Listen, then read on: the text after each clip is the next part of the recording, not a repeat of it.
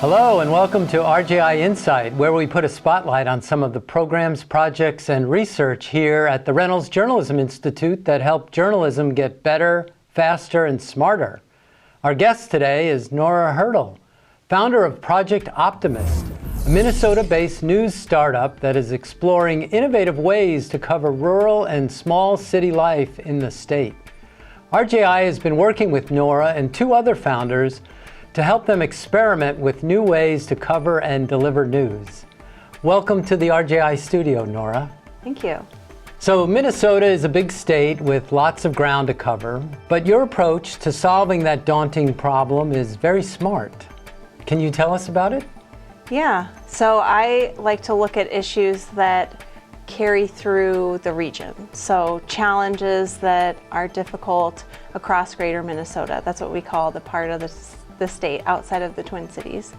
And so issues like managing food waste or compost, that kind of thing. And we look at the problems that are common and then we tell stories around solutions.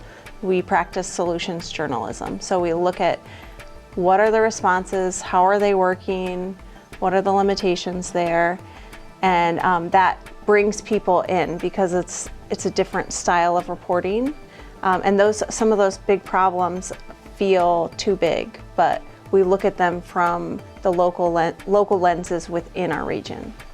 Yeah, so the issues kind of unite, and so give us another example of what that would be.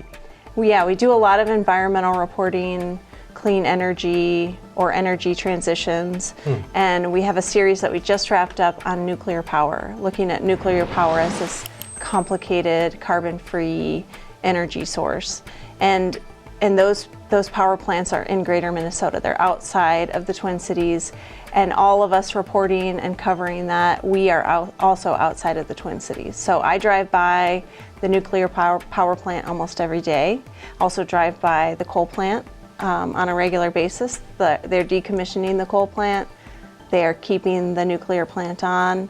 And this is just part of the state transitioning away from fossil fuels and moving into cleaner energy. But it's not a simple story. It's complicated. There's a lot of nuance to it. So we do the explanatory reporting and solutions reporting to give a fuller context than is being provided in other outlets. Yeah, no, that's great. That's great. So I also noticed on your website you have a tab devoted to art. Simply says art. So tell us a little about why you've created kind of an emphasis on art in your news coverage almost. Yeah, well, I think aesthetic is really important. It's important. It sets a tone for our content. It brings people in who might not be consuming a lot of news anymore because we know that news avoidance is an increasing problem in our communities. So some people can come just for art. We have some features. We're going to do more next year as well.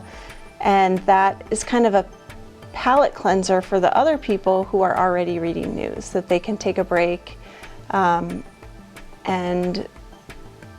get something more refreshing with their news, right? They can have a little bit of inspiration with the information.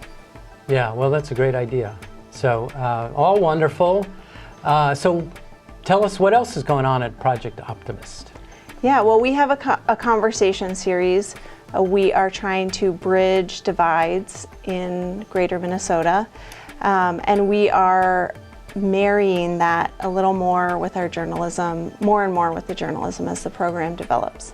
So we are working on a podcast capturing that dialogue series. So what works, what's awkward in a good way, those conversations can be really hard, and not everyone wants to participate in them. So we can take the lessons out, take the experience out for the people who aren't ready to be in the room, and we're making a podcast about that.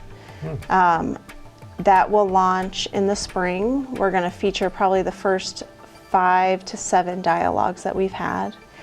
We are also working to do more journalism on the front end of those dialogues so that we introduce the topic provide some background, how does it work, and draw people in, kind of making that funnel, funneling people to the event, and then taking input from them on how to solve some of those challenges and producing journalism afterwards as well.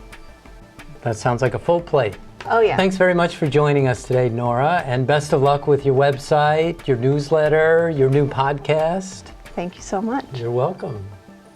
So you can read more about Project Optimist on our website, rjionline.org. From the RJI studio, I'm Randy Picht. Thanks for watching.